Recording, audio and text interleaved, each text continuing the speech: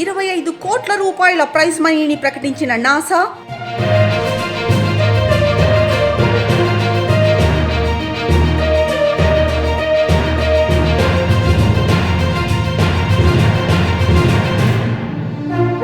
చంద్రుడిపై దాగి ఉన్న పలు విషయాలను తెలుసుకునేందుకు చాలా దేశాలు ఏళ్లుగా ప్రయత్నిస్తూనే ఉన్నాయి. దాదాపు 50 సంవత్సరాలుగా అమెరికా అంతరిక్ష సంస్థ నాసా జాబిల్లిపై తమ వ్యోమగాములను పంపుతోంది.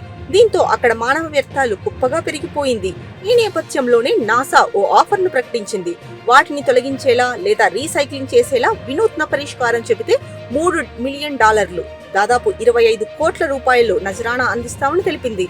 నాసా 1969 నుంచి 1972 మధ్య కాలంలో అపోలో మిషన్ ద్వారా వ్యోమగాములను చంద్రుడిపై పరిశోధనల కోసం పంపించింది. 6 సార్లు విజయవంతంగా మిషన్ల ల్యాండింగ్స్ జరిగాయి. వ్యోమగాములు పరిశోధన కోసం జాబిల్లి నుంచి కొంత నమూనా తీసుకువచ్చాయి. అయితే లూనారీ మాడ్యూల్లో నిల్వ ఉంచే స్థల పరిమితిని దృష్టిలో ఉంచుకున్న వ్యోమగాములు అనవసరమైన వస్తువులను బయటకు విసిరేసి వచ్చారని నాసా తాజాగా తెలిపింది. వీటిలో మానవ వ్యర్థాలే అధిక మొత్తంలో ఉన్నట్టు వెల్లడించింది. వీటిని చిన్న చిన్న బ్యాగుల్లో ఉంచి జాబిల్లిపై పడేసి వచ్చారని తెలిపింది. ఇలా మొత్తం 96 సంచుల వ్యర్థాలు చంద్రుడిపై ఉన్నాయి. వాటిని అక్కడి నుంచి తొలగించాల్సిన అవసరాన్ని దృష్టిలో పెట్టుకున్న నాసా ఈ ప్రత్యేక ఆఫర్ ను ప్రకటించింది. లూనారీ సైకిల్ ఛాలెంజ్ పేరిట దీన్ని ప్రారంభించింది. వ్యర్థాలను నీరు, శక్తి, ఎరువుగా మార్చేందుకు ఐడియాలు ఇవ్వాలంటూ ఆహ్వానం పలికింది. ఈ ఛాలెంజ్ లో గెలిచిన వారికి $3 మిలియన్ అందజేస్తామని ప్రకటించింది. ఇక చంద్రుడిపైనే కాక అంతరిక్షంలోకి వెళ్లే వ్యోమగాములు తాము ఉపయోగించిన వస్తువులను రీసైక్లింగ్ ద్వారా మళ్లీ వినియోగిస్తుంటారు.